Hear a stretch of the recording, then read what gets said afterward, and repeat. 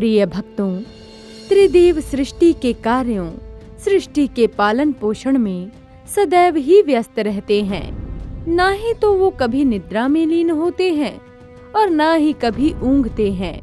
किंतु पौराणिक कथाओं के अनुसार एक बार जब ब्रह्मदेव अनेक वर्षों तक गहरी तपस्या में लीन रहे, तो ध्यान से उठते समय उन्हें जम्हाई अर्थात उबासी आ गई और उनकी उबासी से एक प्राणी की उत्पत्ति हुई, जिसका वर्ण सिंदूर के समान था।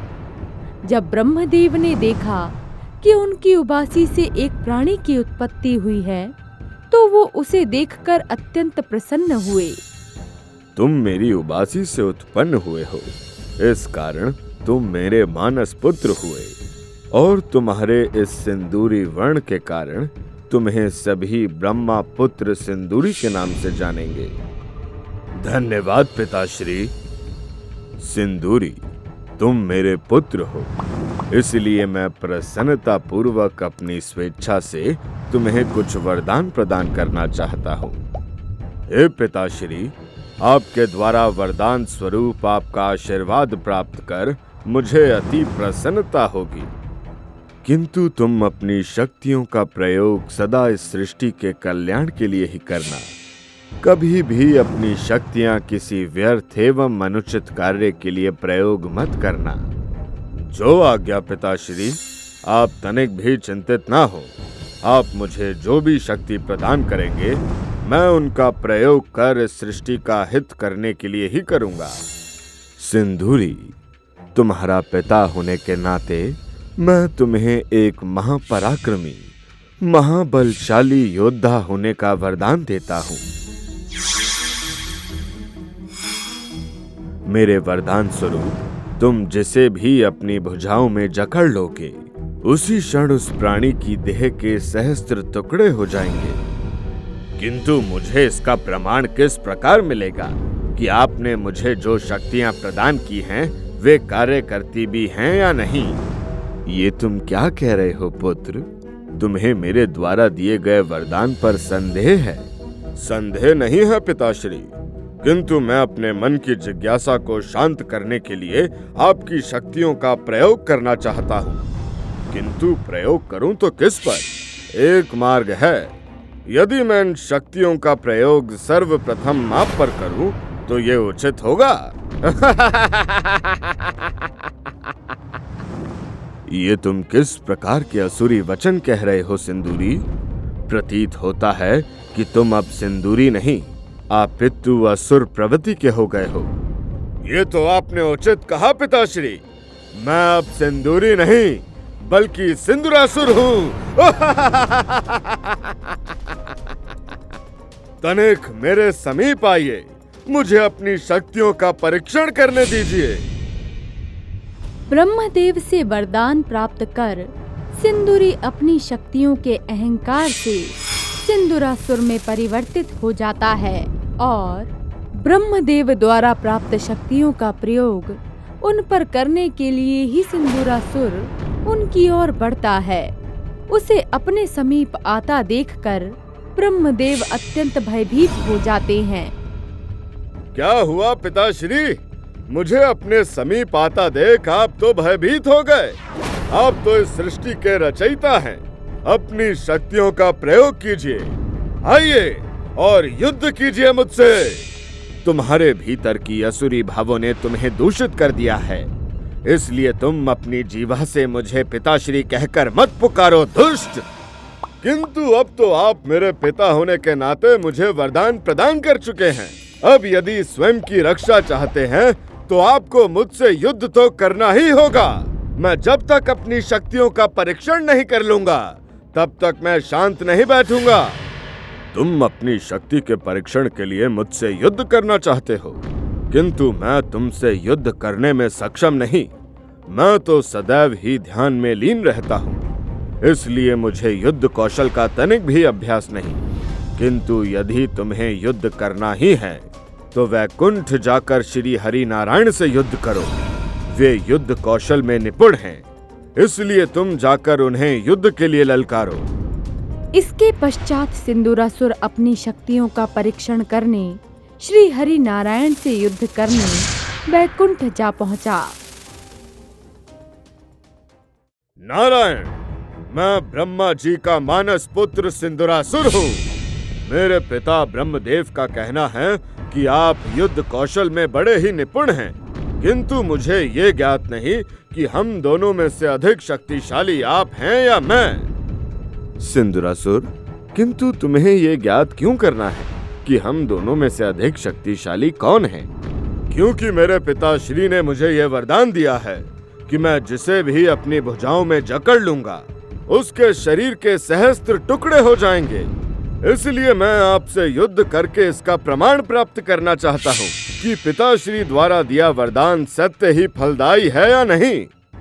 सिंदूरासुर, मैं तुम्हारी इस जिज्ञासा को शांत करने के लिए अवश्य तुमसे युद्ध करता, किंतु अनेक असुरों का वध कर करके मैं तनिक क्लांत हो गया हूँ और कुछ समय विश्राम करना चाहता हूँ।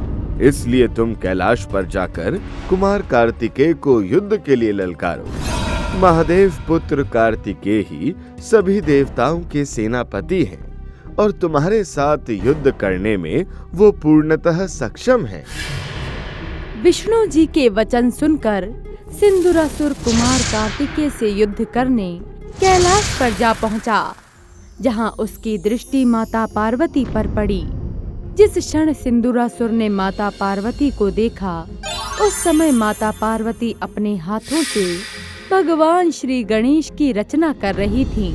माता पार्वती इस जगत की जननी है, जिनका रूप अत्यंत सुंदर एवं मनमोहक है।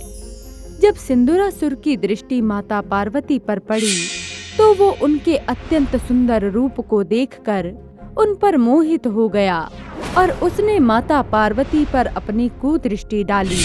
किंतु वो माता के समीप भी पहुंच पाता, उससे पूर्व ही माता पार्वती द्वारा मिट्टी से निर्मित किए गणेश जी ने अपनी अदृश्य शक्तियों से उस दुष्ट पर अदृश्य प्रहार किया, जिससे वो सीधा ब्रह्मदेव के चरणों में जा गिरा। तुम इसके ही योग्य हो सिंदूरासुर। तुमने मेरे पुत्र होकर भी स्वयं माँ आदि शक्ति पर अपनी कुदृष्टि डालने का नीच कृत्य किया है। मैं तुम्हें ये श्राप देता हूँ कि जिस जगत जननी माँ आदि शक्ति पर तुमने अपनी कुदृष्टि डाली है, उन्हीं का अनुज पुत्र तुम्हारे अंत का कारण बनेगा। आपके ही वरदान के अनुसार मैं सर्वशक्तिशाली हूँ और इस संसार में ऐसा कोई नहीं जो मेरा अंत कर सके। स्वयं पर नियंत्रण रखो सिंदूरासुर, वरना शीघ्र ही संसार से सदैव के लिए तुम्हारा अंत होना निश्चित है। ब्रह्मदेव द्वारा समझाने के पश्चात भी सिंदूरासुर अपने आसुरी कृत्यों में लीन रहता है। अनेक वर्षों तक सभी देवता उसके आतंक से भयभीत रहते हैं, जिसके बाद सभी देवतागण उसके अत्याचारों से मुक्ति पाने हेतु अपनी समस्या के समाधान के लिए महादेव की शरण में जा पहुंचते हैं। त्राहिमाम प्रभु, त्राहिमाम। उस दुष्ट सिंदूरासुर ने हमें अपने अत्याचारों से व्याकुल कर दिया है। अब उस दुष्ट से आप ही हमारी रक्षा करें महादेव। इंद्रदेव, जब आपके साथ इस सृष्टि के रचयिता और पालनहार हैं, तो आपको मेरी सुरक्षा की भला क्या आवश्यकता आन पड़ी। महादेव, आप तो देवों के देव हैं, हम सबके आराध्य हैं। प्रभु, ब्रह्मदेव द्वारा दिए वरदान के कारण हम सिंदूरासुर का अंत करने में सक्षम नहीं हैं। सिंदूरासुर का अंत केवल और केवल आपके पुत्र विघ्नहर्ता गणेश द्वारा ही संभव है। इसलिए हम सहायता हेतु आपके समक्ष आ पहुंचे हैं। नारायण, यदि इस असुर का अंत प्रभु गणेश के हाथों संभव है, तब तो आपको पुत्र गणेश का ध्यान कर उन्हें इस दुष्ट के संदर्भ में अवगत कराना होगा। महादेव की आज्ञानुसार जैसे ही सभी देवतागण भगवान श्री गणेश का ध्यान करने के लिए अपने नेत्र बंद करते हैं, तो उसी क्षण सिंदूरासुर सभी देवताओं को ढूंढते हुए कैलाश पर आ जाता है। तो अब तुम लोग सहायता के लिए महादेव के पास आ पहुंचे हो, किंतु तुम्हें यह स्मरण अवश्य करा दूं कि महादेव भी तुम्हारी रक्षा करने में सक्षम नहीं। मैं सर्वशक्तिशाली हूँ। इस संसार में ऐसा कोई नहीं जो मुझसे तुम्हारी रक्षा कर सके, जो मुझे युद्ध में परास्त कर सके। सभी देवताओं सहित महादेव का उपहास करते हुए दुष्ट सिंदूरासुर अपना विशाल रूप धारण कर सभी देवताओं को अपनी भुजाओं में भर लेता है और उनका अंत करने का प्रयास करता है। प्रतीत होता है कि तुम देवताओं को मेरी शक्तियों पर कोई शंका है, किंतु कोई बात नहीं, मैं इसी क्षण तुम्हारे मन की शंका को दूर कर देता हूँ। मेरी विशाल भुजाओं में अधिक देर तक जीवित नहीं रह पाओगे। बस कुछ ही क्षणों में तुम सब मृत्यु को प्राप्त हो जाओगे। सिंदूरासुर से स्वयं की रक्षा के लिए सभी देवतागण भगवान श्री गणेश का ध्यान करने लगते हैं। सभी देवताओं की पुकार सुनकर भगवान श्री गणेश उनके समक्ष प्रकट होते हैं। दुष्ट सिंदूरासुर, तुम्हारा इतना दुस्साहस कि तुम महादेव के समक्ष देवताओं को क्षति पहुंचाने का प्रयास करो। दुष्ट, ब्रह्मदेव ने तुझे सुधरने का एक अवसर प्रदान किया था, किंतु तूने उसके पश्चात भी सभी देवता गणों को हानि पहुंचाई। उसके पश्चात तूने मेरी माता, इस समस्त संसार की माता माँ आदि शक्ति पर भी अपनी कुदृष्टि डाली।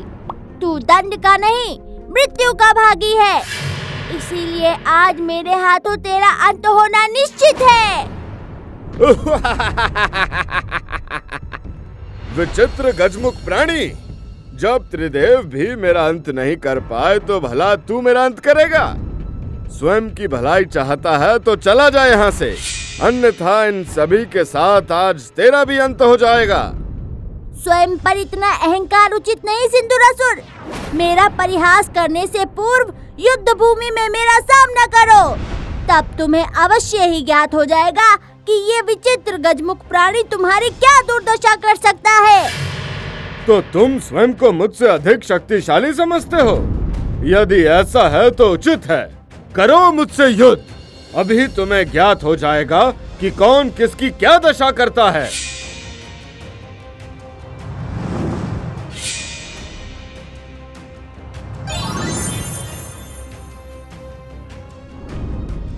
इसके पश्चात भगवान गणेश और सिंदूरासुर के बीच घमासान युद्ध छिड़ जाता है। दोनों एक दूसरे पर अपने अनेक अस्त्रों शस्त्रों से प्रहार करते हैं, किंतु बहुत देर तक युद्ध करने के पश्चात भी युद्ध का कोई परिणाम नहीं निकलता। तब भगवान गणेश अपनी सूंड को ही अपना शस्त्र बनाकर सिंदूरासुर पर प्रहार करते हैं, जिससे सिंदूरासुर घायल होकर बेसुध हो जाता है। तब भगवान गणेश अपने दिव्यास्त्र से उस पर प्रहार करते हैं, जिससे उसी क्षण उसकी मृत्यु हो जाती है। और इस प्रकार भगवान गणेश के हाथों सिंदूरासुर नामक भयानक असुर का अंत होता है। प्रिय भक्तों, यदि वरदान का उचित उपयोग न किया जाए तो वो एक दिन स्वयं के लिए ही अभिशाप बन जाता है। अगर आपको ये वीडियो अच्छी लगी हो तो वीडियो को लाइक करें और हमारे चैनल महावॉरियर को जरूर सब्सक्राइब करें और साथ ही वीडियो की अपडेट पाने के लिए बेल आइकन को जरूर दबाएं। और आप अगली कहानी किस महावॉरियर की देखना चाहते हैं, आप हमें ये भी कमेंट्स करके बता सकते हैं।